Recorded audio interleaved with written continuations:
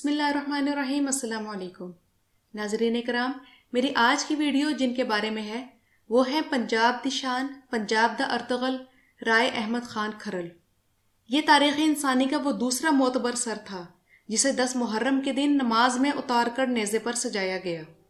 رائے احمد خان کھرل وہ تھے کہ جب مہاراجہ رنجیت سنگھ نے انہیں پہلی بار دیکھا تو وہ دیکھتا رہ گیا۔ واقعہ کچھ یوں ہے کہ مہاراجہ رنجیت سنگھ ملتان کا دورہ کر کے واپس لاہور جا رہا تھا تو اس نے سیدو والا میں ایک پڑاؤ ڈالا تاکہ وسطی علاقے کے با اثر افراد سے بھی ایک ملاقات کی جائے۔ رنجیت سنگھ نے عمائدین پر ایک نظر ڈالی تو اس کی نظریں دائیں طرف کھڑے سردار پر جا کر ٹھہر گئی۔ مہاراجہ سب کے بارے میں پوچھتا جا رہا تھا کہ یہ کون ہے، وہ کون ہے، اور اس کا خاص بندہ اسے سب کا تعارف دیتا جا رہا تھا۔ پھر اس نے پوچھا یہ جوان کون ہے؟ اس خاص شخص نے بتایا کہ یہ اس علاقے کے حاکم اور پرگنہ کے والی صالح خان کھرل کا بھتیجا رائے احمد خان کھرل ہے۔ رائے صاحب کے آباء و اجداد کی سیاسی طور پر وفاداریاں مغل سلطنت کے ساتھ وابستہ تھیں۔ گوگیرا کی جاگیر انہیں اورنگزیب عالمگیر نے الاٹ کی تھی۔ رنجیت سنگھ ان پڑھ ہونے کے باوجود بہت معاملہ فہم انسان تھا۔ اس نے تلوار سے بھی کام نکالا، لیکن بیشتر جگہ اس نے بات چیت، خوش اخلاقی اور دوستانہ طرز عمل سے فتح پائی۔ ماضی میں رائے صاحب کے خاندان کے سکھوں کے ساتھ کچھ جھڑپیں ہوئی تھیں، لیکن رنجیت سنگھ کی یہ بیٹھک اس حال میں ختم ہوئی کہ اس مجلس میں اس نے رائے احمد خان کھرل کو اپنا پگڑی بدل بھائی بنا لیا، اور مہاراجہ نے اس تعلق کو خوب اچھی طرح نبھایا۔ اور سکھا شاہی دور میں مقامی اہلکار بھی اپنی نوکریاں بچانے کے لیے زمین، جائیداد، مال مویشی اور اپنی لڑائیوں کے معاملات میں رائے صاحب کا فیصلہ مانتے تھے۔ ایک مصنف سعید بھٹا صاحب لکھتے ہیں کہ سکھا شاہی راج میں گائے کا ذبیحہ ممنوع تھا، لیکن موزہ کانڈیوال، تحصیل لالیاں، ضلع چنیوٹ کے ایک رئیس گھرانے نے اپنی شادی کی دعوت میں 7 گائیں ایک ساتھ ذبح کر ڈالی۔ یہ قوم کے نسوانے کہلاتے تھے۔ سرکاری اہلکاروں نے پرچہ درج کر کے انہیں خوشاب کی جیل میں ڈال دیا۔ رنجیت سنگھ نے آرڈر کیا کہ تیل اور لکڑیاں اکٹھی کر کے ان سب کو تیلی دکھا دو۔ کسی نے انہیں بتایا کہ رائے احمد خان کے علاوہ اتنا سخت آرڈر کوئی نہیں ٹال سکتا۔ متاثرین کی عورتوں نے آ کے رائے صاحب کو گھیر لیا۔ کسی نے بھائی، کسی نے شوہر اور کسی نے بیٹے کا رونا رویا تو رائے صاحب نے کہا ٹھیک ہے پھر جلدی چلو، کہیں ایسا نہ ہو کہ اتنے سارے بندوں کو جلا ہی دیا جائے۔ اتنے سارے افراد سے مراد 140 افراد تھے جو اس وقت گرفتار تھے۔ رائے صاحب کی عادت تھی کہ جب کسی سے کوئی خاص بات کہنی ہوتی تو گلے لگ کر کہتے۔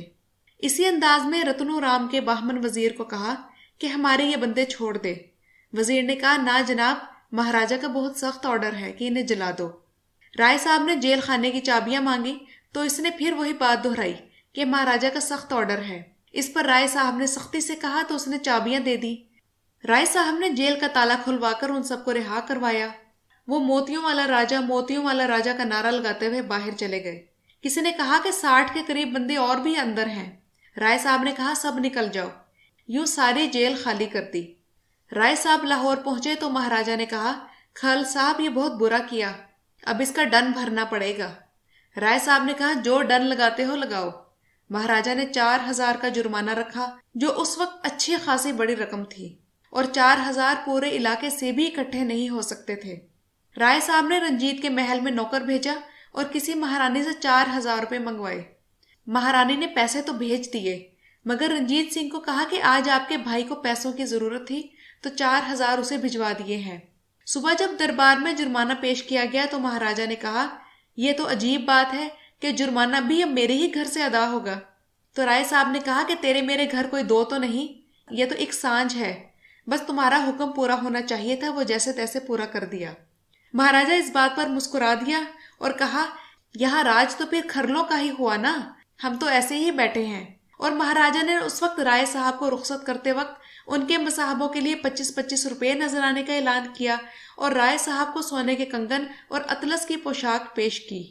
اس کے بعد وہ دور شروع ہو گیا کہ انگریزوں کا پنجاب پر تسلط قائم ہونے لگا۔ انگریزوں نے مہاراجہ رنجیت سنگھ کے ساتھ 25 اپریل 1809 کو عہد نامہ امرتسر کیا، لیکن انگریزوں نے اس معاہدے کا پاس کم ہی کیا۔ 27 جون 1839 میں مہاراجہ کی وفات کے بعد کھڑک سنگھ تخت نشین ہوا، اس کے بعد نونہال سنگھ، شیر سنگھ اور دلیپ سنگھ وغیرہ، مگر نہ تو یہ کوئی پائیدار حکومت کر سکے، اور اس کے علاوہ ان کے وزراء لال سنگھ، تیج سنگھ اور کشمیر بیچنے والے گلاب سنگھ جیسے غداروں کی وجہ سے 1849 میں پنجاب پر انگریزوں کا مکمل قبضہ ہو گیا۔ ناظرین کرام، دریائے راوی لاہور سے ملتان کی طرف بہتا ہے۔ اس لحاظ سے دریا کے بائیں طرف نیلی بار کا علاقہ ہے جس میں اوکاڑا، پاک پتن اور ساہیوال آتے ہیں۔ یہ علاقہ اس وقت ملتان ڈویژن میں تھا، اب یہ ساہیوال ڈویژن میں ہے۔ دریا کے دائیں کنارے پر اس وقت کا لائل پور اور اب موجودہ فیصل آباد واقع ہے، اور اوکاڑا سے فیصل آباد روڈ پر 20 کلومیٹر پر بنگلہ گوگیرا واقع ہے، جو اس وقت انگریز سرکار کا ہیڈ کوارٹر تھا، اور اس کے بالمقابل دریا کے اس پار موزہ جھامرا ہے جو رائے احمد خان اور کھرلوں کا آبائی مسکن تھا۔ انگریز جب یہاں آئے تو پنجاب میں امن و امان ختم ہو گیا۔ اس دوران رائے صاحب اپنے قبیلے والوں سے کہتے رہے کہ مزاحمت کا وقت آ گیا ہے، لیکن بڑے بڑوں کا کہنا تھا کہ ابھی لڑائی کا وقت نہیں آیا، جب آئے گا تو جم کر لڑیں گے۔ وہاں کی عوام کو قابو کرنے کے لیے انگریز نے تحصیلداروں، پٹواریوں اور تھانے داروں کو اندھے اختیارات دے رکھے تھے تاکہ لوگوں کو دبا کے رکھا جا سکے، اور انگریزوں نے وہاں ایک Scottish officer assistant commissioner lord Berkeley کو تعینات کر رکھا تھا۔ رائے صاحب اور لارڈ برکلے کا پہلا ٹاکرا اس وقت ہوا جب برکلے ان کے روحانی پیشوا کی گھوڑی چھین کے لے آیا تھا۔ اس گھوڑی کی پھرتی اور رنگت بے مثال تھی۔ وہ صاحب گھوڑی بیچنے پر راضی نہ ہوئے تو لارڈ برکلے نے چھین لی۔ رائے صاحب نے کہا کہ ہمارے بزرگ کی گھوڑی واپس کر دیں، لیکن برکلے نہ مانا تو اسے 4000 روپے کی پیشکش بھی کی گئی، لیکن وہ پھر بھی نہ مانا۔ اور دوسرا ٹاکرا اس کے ساتھ تب ہوا جب دہلی اور میرٹھ میں بغاوت برپا ہوئی۔ اس موقع پر لارڈ برکلے نے رائے صاحب کو بلایا اور دہلی کی بغاوت کو چلنے کے لیے افرادی قوت اور اچھی نسل کے گھوڑے مہیا کرنے کا تقاضا کیا۔ رائے صاحب نے کہا کہ ہم کبھی بھی کسی حال میں اپنے گھوڑے، عورت اور زمین کسی کے حوالے نہیں کرتے، اور رائے صاحب برکلے کو صاف جواب دے کر اپنے گاؤں جھامرا چلے آئے۔ لیکن کچھ دنوں بعد ایسی گمبھیر صورتحال پیدا ہوئی کہ رائے صاحب کو سرکار کے خلاف ہتھیار اٹھانا پڑ گئے۔ گوگیرا کے ارد گرد کے علاقے میں لارڈ برکلے کی ظلم و زیادتیاں بڑھتی جا رہی تھیں، اور یہاں کے لوگوں کا روزگار 2-3 بڑے پیشوں کے ساتھ منسلک تھا، جن میں زمیندار، کسان، مزدور، خدمت گار طبقہ، مال مویشی پال کر بیچنے والے اور لوہار شامل تھے۔ نیلی بار میں انگریزوں کے خلاف بڑا مظاہرہ اس وقت ہوا جب جویا برادری نے مالیہ اور لگان وصول کرنے والے سرکاری عملے کو انگریزوں کی طلب کی گئی بھاری رقم دینے سے انکار کر دیا، اور اس کے بدلے میں انہیں باغی قرار دے کر انگریزوں نے پکڑ دھکڑ کا سلسلہ شروع کر دیا۔ جنرل منٹگومری نے لارڈ برکلے کو خصوصی ہدایات بھیجی کہ اس سے پہلے یہ بغاوت پنجاب بھر میں پھیل جائے اسے وہیں کچل دو۔ اس حکم نامے کے بعد انگریز اہلکاروں کے ہاتھ جو کچھ بھی لگا، ان سب عورتوں، بچوں اور مال مویشیوں کو ہانک کر وہ بنگلہ گوگیرا لے گئے اور جیل بند کر دیا۔ پھر 26 جولائی 1857 کی رات رائے صاحب نے ایک بھاری دستے کے ساتھ گوگیرا جیل پر حملہ کیا اور تمام باغیوں کو رہا کر کے لے گئے۔ تب مجاہدین کے علاوہ وہ قیدی بھی بے جگری سے لڑے۔ اس مقابلے میں انگریزوں کے 450 سپاہی مارے گئے اور رائے صاحب خود بھی زخمی ہوئے۔ اس مارکے کے بعد یہ سب لوگ راوی کے جنگلات میں روپوش ہو گئے۔ لارڈ برکلے نے تب ایک چال چلی اور رائے صاحب کے اہل خانہ کو یرغمال بنا کر گوگیرا لے گیا۔ یہ اطلاع ملنے پر رائے صاحب نے گرفتاری دے دی، لیکن وٹوؤں اور دیگر قوموں نے احتجاج کرنا شروع کر دیا، اور ڈر تھا کہ بغاوت ایک نیا رخ اختیار کر جائے گی اور بات گلی محلوں تک بڑھ جائے گی، اس لیے رائے صاحب کو رہا کر دیا گیا۔ رہائی کے بعد رائے صاحب اور ان کے مجاہدین نے کمالیہ، چیچا وطنی اور ساہیوال تک کا سارا علاقہ گوریلا کارروائیوں سے 3 ماہ تک متاثر کیے رکھا، پھر ایک فیصلہ کن جنگ کا منصوبہ بنایا۔ رائے صاحب نے اپنے مجاہدین کے ساتھ مل کر ملتان سے لاہور تک آمد و رفت کے سارے راستے بند کر دیے، اور اس علاقے کے انگریزوں کا رابطہ دوسرے علاقوں سے ختم ہو گیا۔ لارڈ برکلے کی درخواست اور علاقے کی صورتحال دیکھ کر ملتان اور لاہور سے 10 عدد فوجی دستے گوگیرا روانہ ہوئے، جن کی کمان کئی افسران کر رہے تھے۔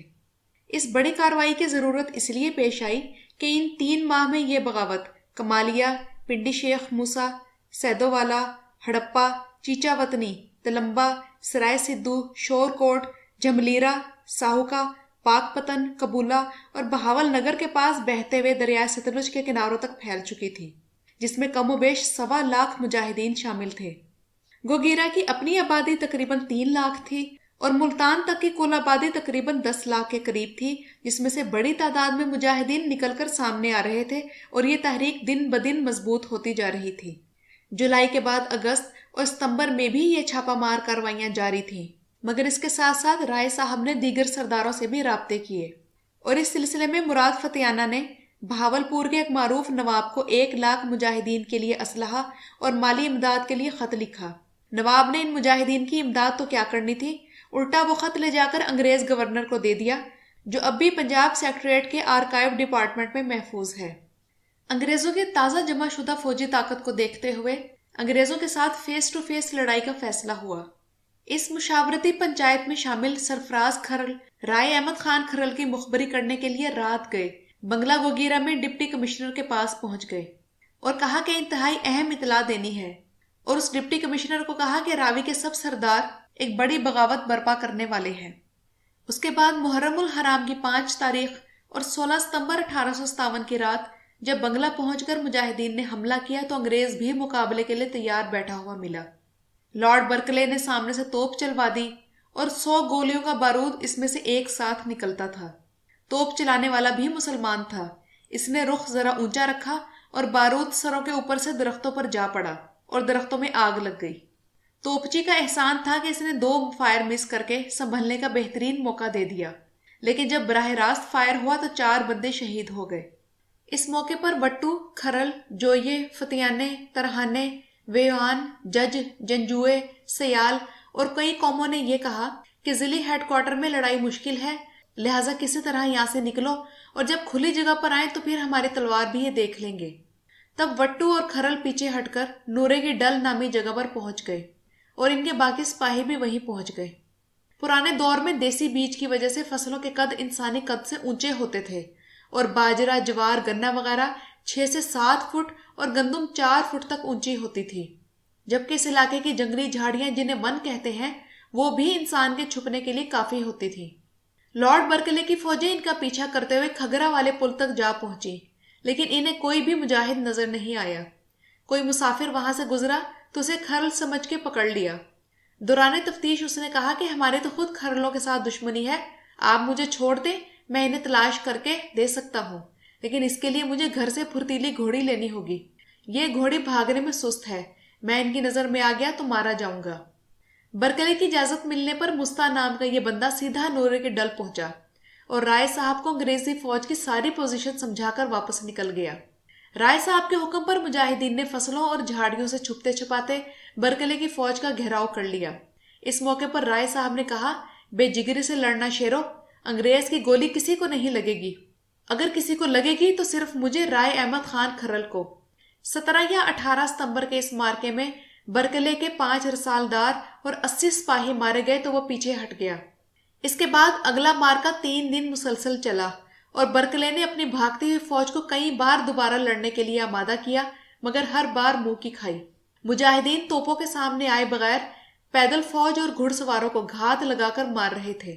اس صورتحال میں انگریزی فوج نے دستی بموں کا استعمال شروع کر دیا، مگر مجاہدین پھرتی سے وار کرنے کے ساتھ جگہ بدل لیتے، اور یہ جنگ نورے کی ڈل تک نہیں بلکہ گشکوری کے جنگل سمیت ہڑپا کے میدان تک پھیل گئی، اور جہاں جہاں تک لڑائی کی خبر پہنچتی وہاں سے لوگ میدان میں اترتے چلے گئے اور فوجی چوکیوں پر حملے کرتے گئے، اور یہ لڑائی 3 مختلف جگہوں پر شروع ہو گئی۔ اگر آپ لوگ اس میدان جنگ کی صورتحال کو سمجھنا چاہتے ہیں تو اسے 3 دائروں میں دیکھنا ہوگا۔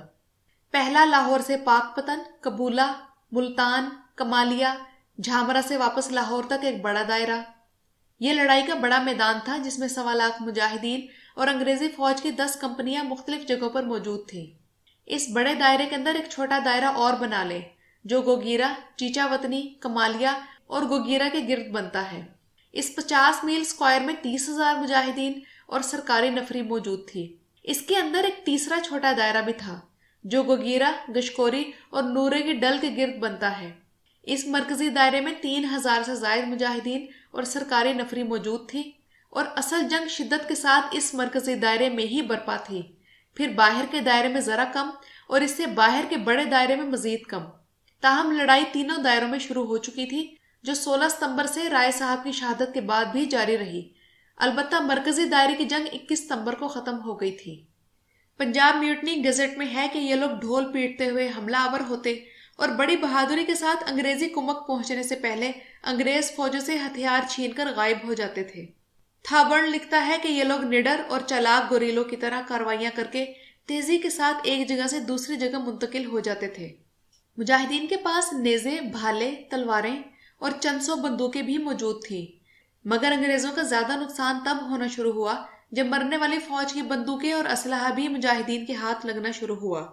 دست بدست لڑائی میں مجاہدین بھی شہید ہوئے، لیکن رائے صاحب کے علاوہ کوئی مجاہد انگریز کی گولی سے شہید نہیں ہوا، جبکہ ان تینوں دائروں میں انگریز فوج کی 3000 لاشیں اٹھائی گئی۔ 10 محرم الحرام بروز جمعہ 21 ستمبر 1857 کو گشگوری کی جنگ رائے صاحب کی شہادت کے ساتھ ختم ہو گئی۔ رائے صاحب نے دوپہر کے وقت آخری بار انگریزوں کو للکارا، لیکن میدان میں کوئی حرکت نہ ہوئی، کیونکہ اس وقت مجاہدین کے دستے اپنے اپنے علاقے سے سرکاری فوج کا صفایا کر کے واپس پلٹتے گئے اور باقی انگریز فوج 1.5 کوس پیچھے ہٹ چکی تھی۔ رائے صاحب نے کہا کہ ہم نماز کے بعد نکلیں گے اور شام تک جھامرے کی طرف اپنے خفیہ ٹھکانے پر پہنچ جائیں گے۔ رائے صاحب نے وضو کیا اور ظہر کی نماز شروع کر دی۔ ان کے ساتھ سردار سارنگ اور 5-6 دیگر مجاہدین بھی موجود تھے۔ لارڈ برکلے 8-10 سپاہیوں کے ساتھ علاقے کا جائزہ لینے کے لیے ایک بار پھر آگے بڑھا تو ایک سپاہی نے رائے صاحب کو نماز پڑھتے ہوئے دیکھ لیا۔ برکلے نے گولی چلانے کا آرڈر دے دیا۔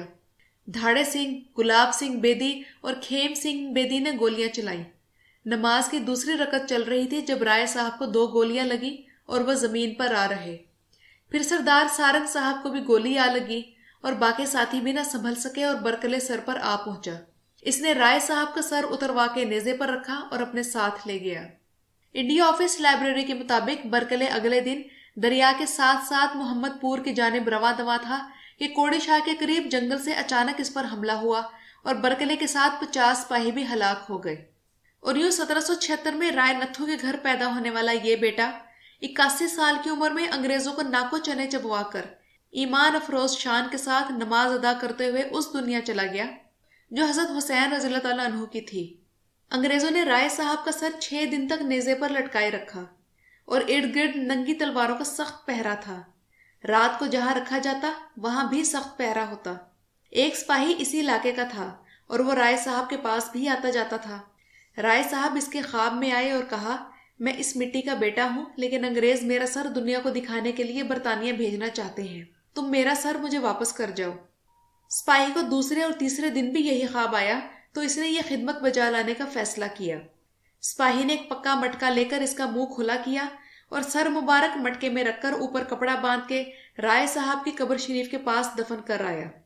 یہ بات اس نے رائے صاحب کے اہل خانہ کو بھی نہ بتائی تاکہ بات سے بات آگے نہ چلی جائے۔ 1968 میں رائے احمد خان کھرل کے پوتے علی محمد خان نے اپنے دادا کے روزے کی تعمیر شروع کی اور قبر کے ارد گرد پکا چوکھٹا کھڑا کرنے کے لیے جب کھدائی شروع ہوئی تو کدال ایک مٹکے پر جا لگی۔ اس مٹکے کو احتیاط سے باہر نکالا گیا تو اس میں شہید رائے احمد خان کھرل کا سر مبارک تھا جو 110 سال گزرنے کے بعد بھی آنکھیں، داڑھی اور چہرے سمیت صحیح سلامت اور تر و تازہ تھا۔ علی محمد خان نے دوبارہ اپنے دادا کا جنازہ خود پڑھایا اور سر کو جسم کے ساتھ دفن کر دیا، جبکہ لارڈ برکلے گوگیرا سے شیخو شریف روڈ پر واقع ایک عیسائی قبرستان میں دفن ہے۔ اس قبرستان کے متولی کو 2 ہیکٹر اراضی دی گئی تاکہ قبرستان کی دیکھ بھال کرتا رہے، مگر اس کی حالت نہایت خراب ہے اور اس قبرستان کے اندر 2 قدیم قبریں موجود ہیں جن میں سے ایک لارڈ برکلے کی ہے، مگر کون سی ہے یہ پتہ نہیں۔ یہ مارکا نورے کی ڈل اور گشکوری کے جنگلات میں ہوا تھا، اس لیے اسے گشکوری کی جنگ بھی کہتے ہیں۔ برکلے کے قاتل مراد فتیانہ اور سوجے بدرو کو گرفتار کر کے بدنام زمانہ جزائر انڈیمان بھیج دیا گیا۔ رائے احمد خان شہید کے بعد لاہور سے ملتان تک انگریزوں کے سامنے کوئی اس طرح جم کے کھڑا نہ ہو سکا، تاہم کھرل، وٹو اور فتیانے کئی سال تک اپنی بقا کی جنگ لڑتے رہے اور گھر سے بے گھر رہے۔ ان میں رائے صاحب کا چھوٹا بیٹا محمد خان بھی تھا جسے لارڈ نے صلح کا پیغام بھیجا۔